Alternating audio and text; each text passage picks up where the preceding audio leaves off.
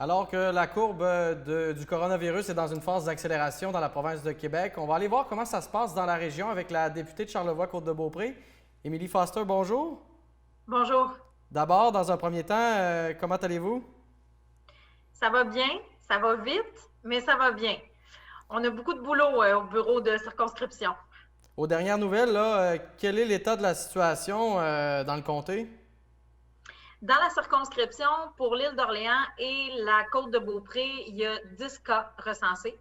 Dans Charlevoix, c'est moins de 10. Donc, voilà. Si on se C'est un peu compare aux l'état de la autres situation. régions, on s'en tire relativement bien pour le moment? Oui, oui, oui, en effet, parce que dans la capitale nationale, c'est 345 cas, donc c'est quand même un nombre de cas pas mal plus important. Donc, on s'en tire quand même très bien là, avec 10 cas sur la côte de Beaupré et l'île d'Orléans.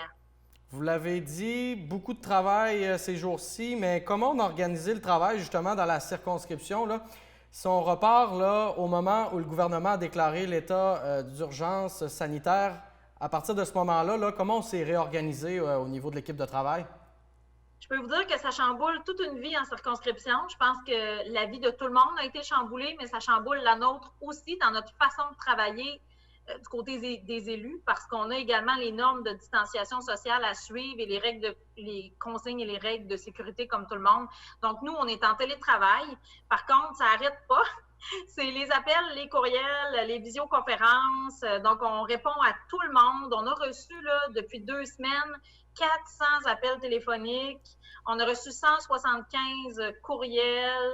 On a monté au cabinet ministériel, là, différents cas, au-dessus de 125. Donc, on a quand même beaucoup de boulot. Il y a beaucoup de gens qui appellent. On aide les gens, on répond à leurs questions, on règle des problèmes. C'est de toutes les sortes. Hein. Ça peut être des problèmes économiques, sociaux, de la détresse psychologique, les besoins d'aide alimentaire, Alouette. Donc, on couvre très large présentement, mais on est là à pied d'œuvre au bureau de circonscription pour aider tout le monde. Vous l'avez dit, les besoins sont divers. À l'heure actuelle, quels sont les enjeux là, qui vous apparaissent le plus préoccupants là, pour ce qui est de la région de la Côte-de-Beaupré et de l'île d'Orléans? Bien, la première des choses, là, moi, comme députée, c'est que je veux garder tout mon monde en sécurité. Et la première cause là, qui vraiment me tient à cœur, c'est la sécurité alimentaire. Donc, on s'est assuré, hein, c'est un besoin de base, donc on s'est assuré de travailler de très, très près avec nos organisations bénévoles sur la côte de Beaupré, à l'île d'Orléans également. Donc, il y a des banques alimentaires, il y a aussi de la popote roulante. Alors, il y a deux choses. Hein. Donc là, on s'assure de notre côté que tout est correct de ce côté-là. Comme gouvernement, on a donné des sous, plusieurs millions.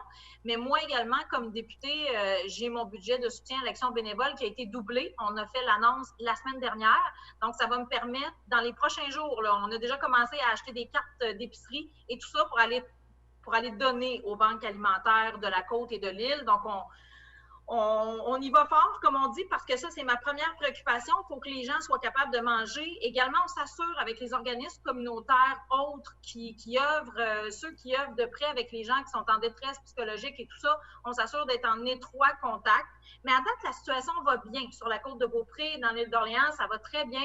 Donc, on continue de garder ça sous contrôle et je souligne et je remercie le travail exceptionnel de nos associations, de nos organismes. Là. Je peux vous dire qu'actuellement, ils font un boulot extraordinaire pour nos gens et c'est grâce à eux là, que tout est sous contrôle présentement. Il y a également des entreprises qui sont durement touchées par la situation actuelle. Si on peut résumer là, rapidement, quels sont les efforts qui ont été déployés par le gouvernement du Québec justement pour, dans un premier temps, aider les entreprises à traverser la crise? Il y a eu 2 programmes qui ont été mis en place, un troisième ce matin. Le premier programme, c'est le programme d'aide d'urgence aux petites et moyennes entreprises. Donc, ça comportait des garanties de prêts de 50 000 et plus pour les entreprises qui avaient des problèmes de liquidité. Il y a un bon nombre d'entreprises qui ont eu à faire avec ce programme-là. L'autre programme, c'est le PACT, Programme d'action concerté temporaire pour les entreprises et les travailleurs. Donc, ce programme-là vient couvrir les besoins de liquidité pour les 50 000 et moins. Donc, 50 000 et moins. Donc, ça touche des besoins qui sont assez pointus, mais qui étaient très présents dans notre circonscription parce qu'on a beaucoup de petites PME et ce qu'on appelle de la TTE, donc de la très petite entreprise. Donc, on en a beaucoup. Alors, ce programme-là qu'on a annoncé la semaine dernière là, pour les liquidités de 50 000 et moins était très attendu aussi.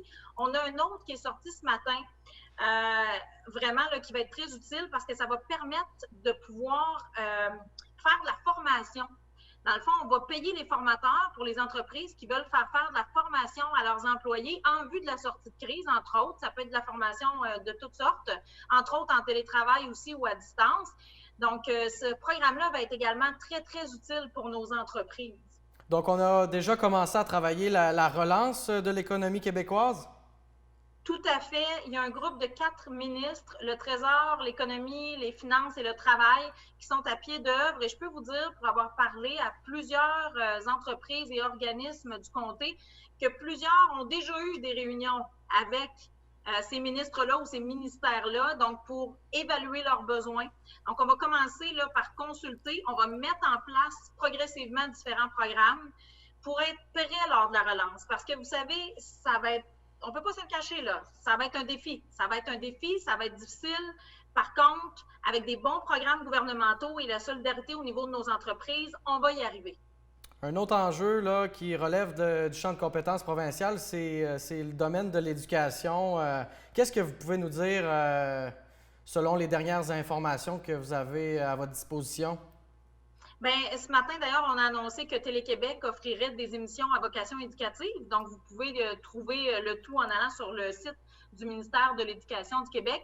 Également, les maisons d'enseignement supérieur, de leur côté, là, il y a beaucoup de gens sur la côte, à Lille, qui étudient à Québec. Donc là, les cours se font à distance. Donc, ça, là-dessus, les sessions vont se poursuivre. Il n'y a pas de souci et les gens là, vont pouvoir terminer et être diplômés. Du côté primaire et secondaire, bien, les professeurs appellent régulièrement les élèves et on a mis une boîte d'outils là, à la disposition des parents également pour que ces derniers puissent assurer les apprentissages à la maison. Ça reste volontaire, bien sûr, on l'encourage fortement.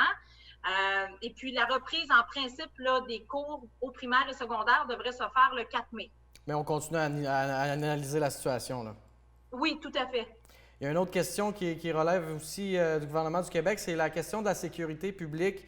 Est-ce qu'on maintient justement la communication avec les différentes instances qui sont impliquées à ce niveau-là? Toujours, toujours. Nous sommes en contact étroit avec la sécurité publique. À mon bureau de circonscription également, lorsqu'on a des cas, lorsque les situations l'exigent, on communique avec la Sûreté du Québec qui couvre très, très bien notre territoire présentement.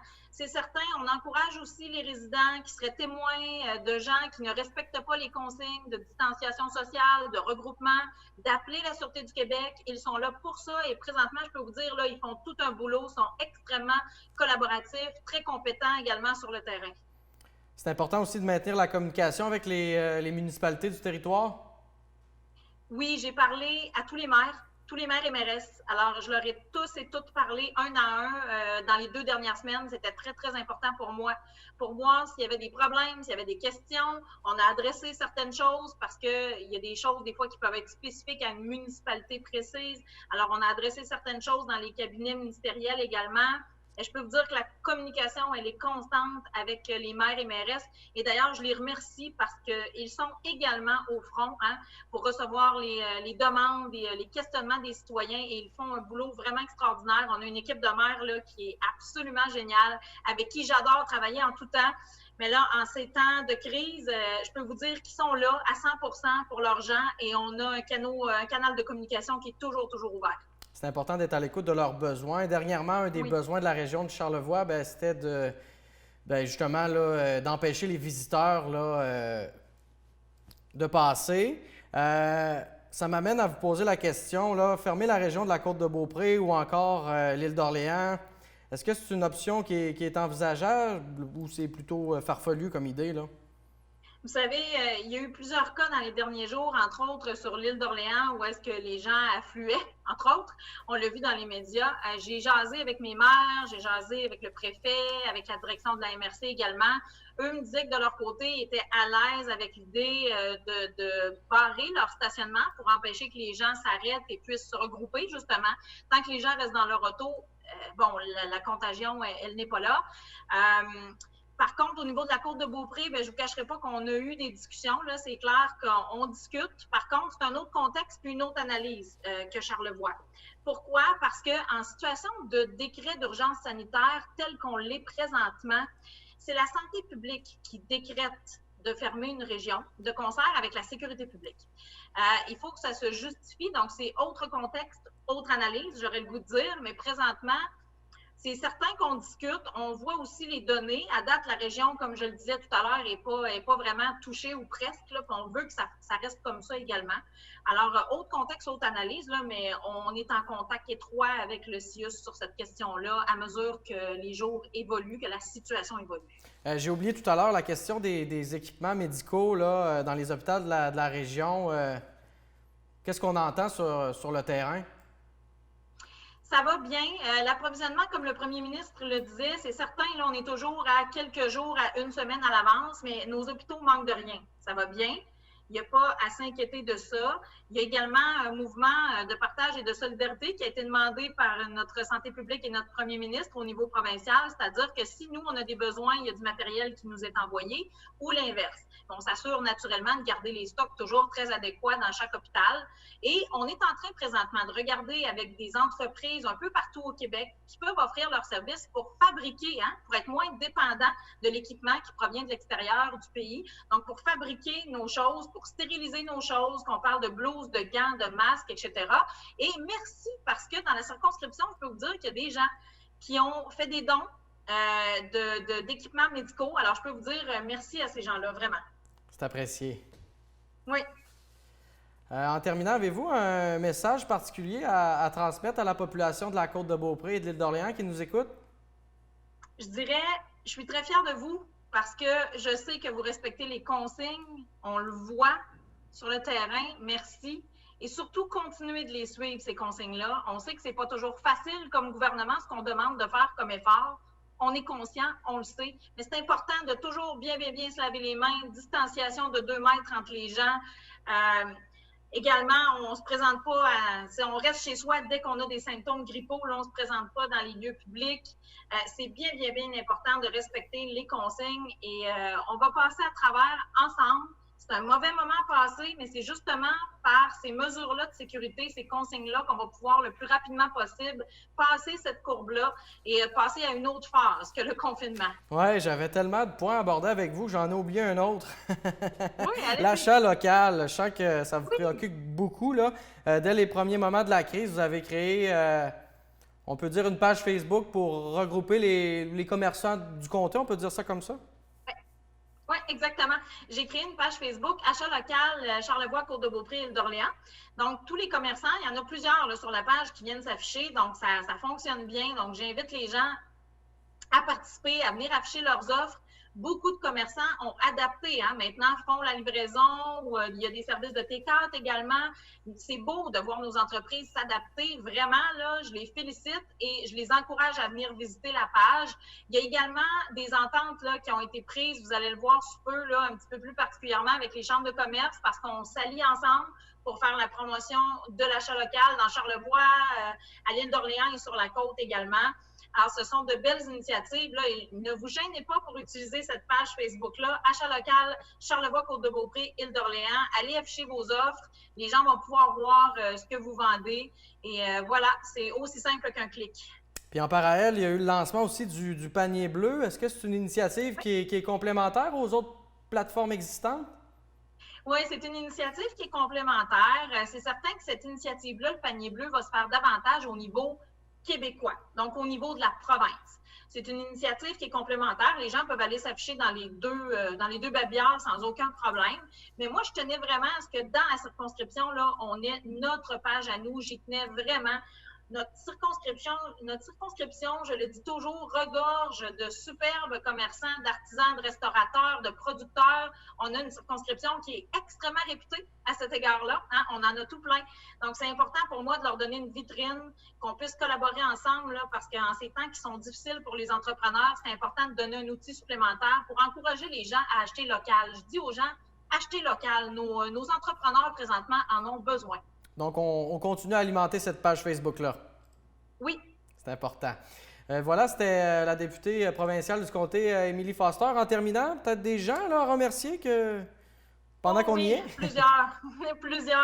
Premièrement, merci aux gens qui travaillent dans le domaine de la santé parce qu'ils sont en première ligne au front, sont courageux. Également, merci à tous les travailleurs dans le domaine essentiel. On a décrété une série de secteurs qui sont considérés essentiels. Je pense aux épiceries, aux pharmacies, aux dépanneurs. Écoutez, là, il y a des gens là-dedans, là, c'est précieux votre travail. Continuez là. Merci.